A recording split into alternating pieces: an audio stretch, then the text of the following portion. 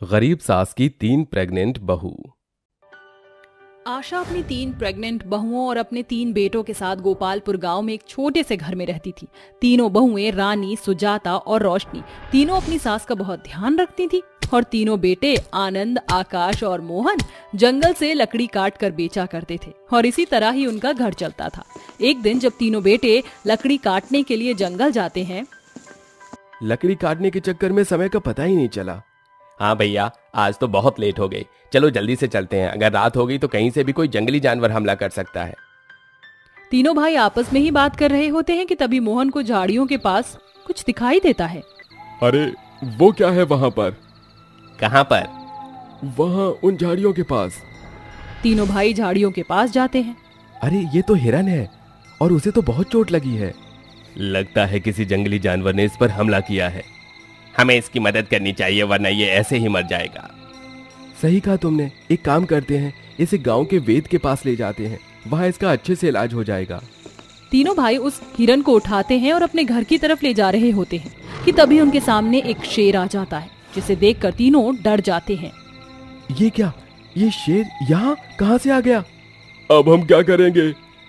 मोहन के इतना कहते ही वो शेर मोहन पर हमला कर देता है, जिसकी वजह से मोहन की वहीं मौत हो जाती है। नहीं, ऐसा नहीं हो सकता, मेरा भाई नहीं मर सकता। अब वो शेर आकाश पर हमला कर देता है और आकाश की भी वहीं मौत हो जाती है।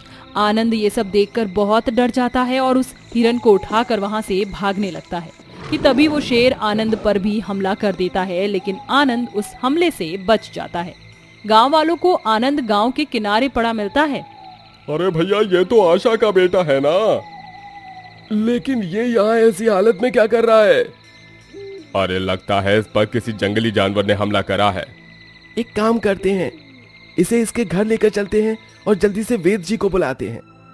अब गांव वाले आनंद को उसके घर ले जाते हैं। आशा अपने बेटे को ऐसी हालत में देखती है और रोते हुए बोलती है, ये क्या हुआ मेरे बेटे को? इसकी ऐसी हालत कैसे हुई? अरे लगता है इस पर किसी जंगली जानवर ने हमला किया है। लेकिन मेरे दोनों बेटे वो कहाँ हैं? ये तो हमें गांव के किनारे जख्मी हालत में मिला था, इसलिए हम इसे यहाँ ले आए। अब आकाश और मोहन के बारे में तो आनंद को ही पता होगा। गांव के वेद आनंद के जख्मों पर पट्टी कर देते हैं, जिसकी वजह से उसे होश आ जाता है। माँ, माँ, मैं यही हूँ बेटा, मोहन और आकाश कहाँ हैं? आनंद सारी बातें अपनी माँ को बताता है, जिसे सुनकर आशा और तीनों बहुएं बिल्कुल हैरान हो जाती हैं और सब रोने लगती हैं। ऐसे ही कुछ समय बीत जाता है। आनंद घायल होने की वजह से कुछ भी काम नहीं कर पाता है, जिसकी वजह से उसकी बूढ़ी माँ को ही घर घर जाकर काम करके पैसे कमाने होते हैं। रानी बहू, ओ रानी बहू, कहाँ हो तुम? आई माँ जी। जी माँ जी बोलिए। ये ले राशन और जाकर खाना बना ले।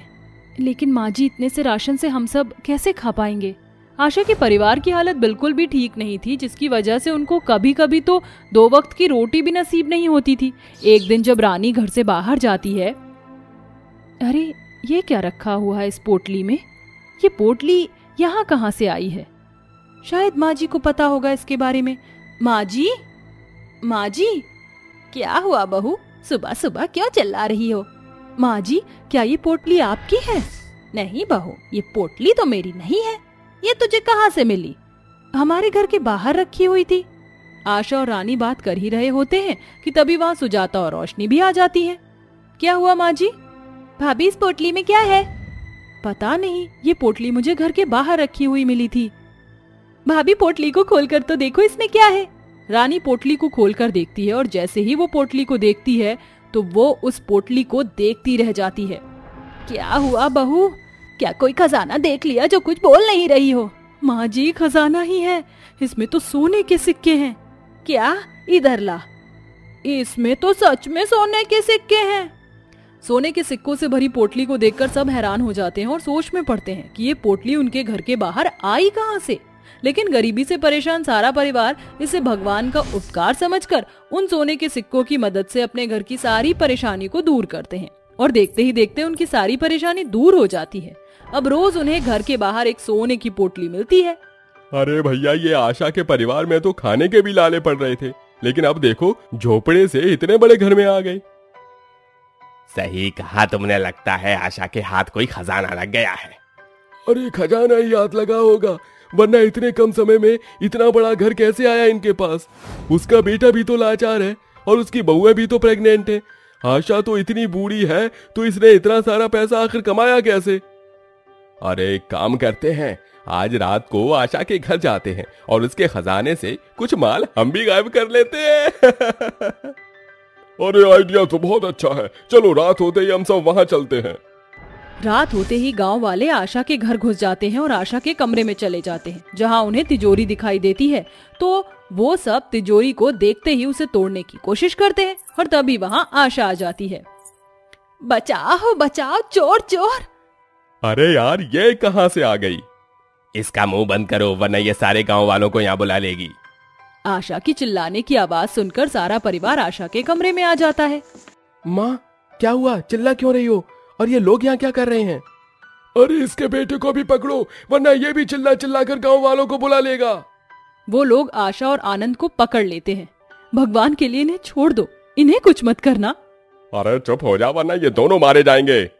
नहीं नहीं, इन्हें कुछ मत कीजिएगा। सुजाता के इतना बोलते ही वहाँ वही हिरन आ जाता है जिसकी जान आनंद ने बचाई थी, और देखते ही देखते वो हिरन एक मृग देवता का रूप ले लेता है, जिसे देखकर सब हैरान हो जाते हैं। अरे ये तो वही हिरन था जो हमें जंगल में मिला था। मैं एक मृग देवता हूँ। उस दिन मैं मृग के रूप में जंगल में घूम रहा था, तभी वहां शेर आ जाता है और मुझ पर हमला कर देता है। घायल होने की वजह से मैं अपने असली रूप में नहीं आ पाया। तुम तीनों भाइयों ने अपनी जान पर खेलकर मेरी जान बचाई थी। मेरी वजह से ही तुम्हारे दोनों भाइयों की मौत हुई थी, जिसकी वजह से तुम्हारे घर के हालात बहुत ज्यादा खराब हो गए थे। इसलिए मैं तुम्हारे दरवाजे बाहर रोज सोने की पोटली रखता था। मृग देवता के इतना बोलते ही मृग देवता उन गांव वालों को हवा में उल्टा टांग देते हैं। अरे हमें माफ कर दीजिए, हमसे बहुत बड़ी गलती हो गई। अरे मृग देवता जी, हम दोबारा ऐसा नहीं करेंगे, हमें माफ कर दीजिए। तुम लोगों को अपनी गलती का एहसास हो गया, इसलिए मैं तुम सबको माफ कर रहा हूँ। मृग देवता के माफ करते ही वो वहाँ से चले जाते हैं। आपका बहुत बहुत धन्यवाद, आपने हमारी इतनी मदद की। मदद तो तुम लोगों ने मेरी उस दिन की थी। अगर तुम लोग ना होते तो शायद मैं नहीं बच पाता। इतना कहकर वो मृग देवता उनको आशीर्वाद देते हैं और वहाँ से चले जाते हैं, और आशा का सारा परिवार खुशी खुशी रहते हैं। वर्षा अपने 5 बेटों और 3 बहुओं के साथ रहती थी। उसकी तीनों ही बहुएं संस्कारी और शीतल स्वभाव की थी। मम्मी जी, मैंने पूजा की थाली सजा दी है। तेरा शुक्रिया बहू, लेकिन तुझे ये सब करने की क्या जरूरत थी, मैं खुद कर लेती। वैसे भी तुम तीनों की ही कंडीशन अब ऐसी है कि बस अब तुम आराम करो, समझी, और हमारे घर के चिरागों की अच्छे से देखभाल करो। जी मम्मी जी, लेकिन चाहे कुछ भी हो, हम अपने कर्तव्य और धर्म से कभी भी पीछे नहीं हटेंगे। तभी वर्षा की दूसरी बहू बोल पड़ी। जी सासू माँ, और हमारा कर्तव्य है आपकी सेवा करना, जो कि हम लोग हर हाल में करेंगे। हे भगवान, मुझसे पिछले जन्म में ऐसा कौन सा पुण्य हो गया था जो तूने मुझे इतनी अच्छी बहुएं दी। भगवान तुम्हारे जैसी बहुएं सभी को दे। सब कुछ इसी तरह से हंसी खुशी बीत रहा था। वर्षा के पास भले ही अपने और अपने बच्चों के रहने के लिए कोई बड़ा घर नहीं था, लेकिन उसकी बहुओं ने कभी उसे ये एहसास नहीं होने दिया था कि उन्हें किसी बड़े घर की जरूरत है। सभी एक कमरे में रहकर भी बहुत खुश थे। इसी तरह से महीनों बीत गए और वर्षा की तीनों ही बहुओं ने अपनी प्रेगनेंसी के 9वें महीने में कदम रखा। बहुओं, आज तुम्हारी गोद भराई की रस्म होगी, तो तुम सभी अच्छे से तैयार हो जाना। जी मम्मी जी। तीनों बहुएं खुशी से अपनी गोद भराई के लिए तैयार हुईं और वर्षा ने अपनी सभी करीबी मेहमानों को बुलाकर बहुत अच्छे से अपनी बहुओं की गोद भराई कराई। तुम्हारी जैसी बहुएं पाकर मेरी किस्मत चमकी है। बस भगवान हम सभी के बीच की मोहब्बत को इसी तरह से बरकरार रखे। अचानक ही माहौल थोड़ा इमोशनल सा हो गया, तो वर्षा की एक बहू चंचल ने माहौल को बदलने को सोचा और वो अपने देवरों को देखकर बोली। देवर जी, आप कब माँ को दादी माँ बनने की खुशखबरी सुनाने वाले हो? बोलो बोलो। अपनी बहू की मजाक की बात सुनकर वर्षा बोली, तू ठीक कहती है बहू, अब मुझे इन दोनों के लिए भी कोई आदर्श सी लड़की ढूंढ ही लेनी चाहिए, वरना अगर इनकी उम्र निकल गई तो कोई भी लड़की शादी को हामी नहीं भरेगी। वर्षा की बात सुनकर सभी जोर जोर से हंसने लगे और इसी तरह तीनों बहू की गोद भराई हंसी खुशी हो गई। गोद भराई के तुरंत बाद ही वर्षा ने अपने छोटे बेटों के लिए भी लड़की ढूंढना शुरू कर दिया। ये लड़कियां मेरे बेटों के हिसाब से एकदम बढ़िया रहेंगी। माँ जी, ये दोनों तो अब बड़ी ही सुंदर हैं, तो हमारे देवर जी भी किसी से कम थोड़ी है। मम्मी जी, ये लड़कियां देवर जी के हिसाब से एकदम परफेक्ट है, आप बेफिक्र होकर शादी के लिए बात कर लीजिए। यमुना और प्रिया सभी घर वालों को पसंद आ चुकी थी। वर्षा ने उन दोनों के साथ अपने बेटों की शादी के लिए बात की और कुछ ही दिनों में यमुना और प्रिया की शादी अमीशा और अंकुश से हो गई। अरे मेरा तो इस कमरे में दम घुटने लगता है। सासू माँ, आपसे एक बड़ा घर नहीं लिया जाता है क्या? बहू, तुम्हारे पति और जेठ जी नया घर लेने की कोशिश में लग तो रहे हैं। वर्षा की तीनों बड़ी बहुएं जितनी सीधी थीं, उनकी देवरानियां उतनी ही तेज। अरे छोटी बहुओं, जरा देखो, तुम्हारी जेठानियां गर्भवती हैं, जरा इन्हें खाना दे दो। गर्भवती हैं तो हम क्या करें? क्या गर्भवती औरतें खुद खाना नहीं लेती हैं? इस कंडीशन में ज्यादा चलना फिरना अच्छा नहीं है। बस सासू माँ, ये कोई बड़ी हवेली नहीं है जो ज्यादा चलना फिरना बुरा हो, छोटा सा कमरा है, कमरा। हाँ तो तुम लोग रहने दो, हम खुद ही खाना ले लेंगे। गौरी जैसे ही खाना लेने को उठी, अचानक उसे डिलीवरी पेन शुरू हो गया और देखते ही देखते वर्षा की तीनों बहू दर्द से करहाने लगीं।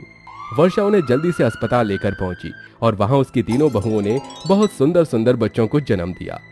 अब वर्षा की तीनों बहुएं अपने बच्चों के साथ घर आ चुकी थी। यमुना, जरा मुझे ये हैंकी देना। ओह माय गॉड, अरे बेबी आपके हुआ है और कामों में आपने हमें लगा दिया। अब मैं कोई भी काम नहीं करूंगी, समझिए आप। यमुना और प्रिया अपनी जेठानियों के इतने नाजुक दौर में भी काम नहीं आ रही थी। सारे काम वर्षा ही कर रही थी, जैसे बच्चों के कपड़े धोना, अपनी बहुओं के लिए ताकतवर खाना बनाना वगैरह वगैरह। हे भगवान, तूने मुझे 3 बहुएं तो बिल्कुल देवी के समान दी थी, तो तूने इन शैतानों को मेरी झोली में क्यों डाला? देखते ही देखते इसी तरह समय बीत गया और अब वर्षा की दोनों छोटी बहुएं भी गर्भवती हो चुकी थी। ओहो, इस प्रेगनेंसी में तो मेरा जी हर वक्त मिचलाता रहता है। अपनी बहू की बात सुनकर वर्षा उसके पास अचार लेकर आई।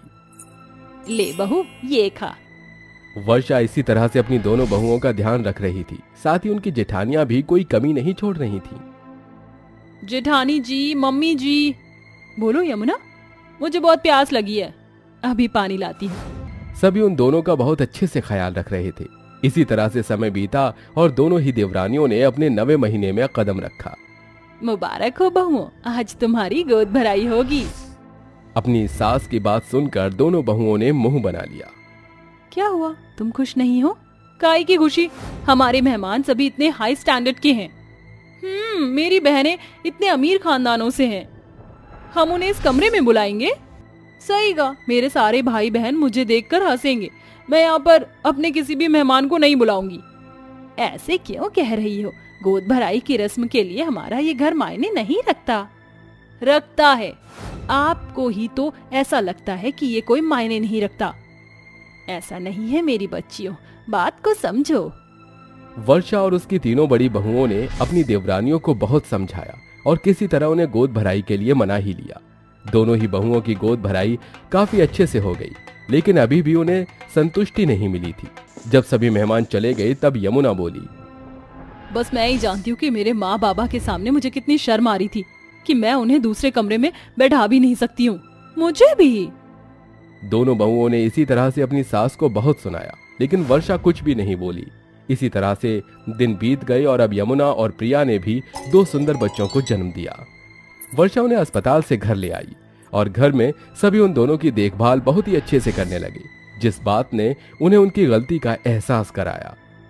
मम्मी जी, जेठानी जी, मुझे माफ कर दीजिए। मैंने हमेशा आपके साथ बहुत बुरा बर्ताव किया, लेकिन मेरे ऐसे दिनों में भी आपने मेरा साथ नहीं छोड़ा। मुझे माफ कर दीजिए, इस बच्चे की खातिर माफ कर दीजिए मुझे भी। देखो बहुओं, इस कंडीशन में ऐसी बातें सोचना तुम्हारे लिए अच्छा नहीं है। ना हम लोग कभी तुमसे नाराज थे और ना ही कभी होंगे। तो अब तुम ज्यादा माफिया मत मांगो। यमुना और प्रिया ने अपनी जेठानियों का चेहरा देखा। उनके चेहरे पर भी हल्की हल्की मुस्कुराहट थी, जो साफ बता रही थी कि वो लोग उन्हें माफ कर चुके हैं। अब वर्षा की 5 बहुएं बिल्कुल ठीक हो चुकी थी।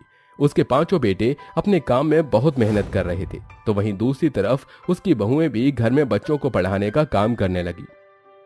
वाह, अपने बच्चों की मेहनत देखकर तो मुझे लग रहा है कि तुम लोग मुझे ताजमहल ही दिलाओगे। इसी तरह बातों ही बातों में समय बीत गया और वर्षा की बहुओं और बेटों ने अपनी मेहनत से एक अपना खुद का मकान खड़ा किया। अब सभी के पास रहने के लिए अलग अलग कमरे थे और सभी उस बड़े घर में खुशी खुशी रहने लगे।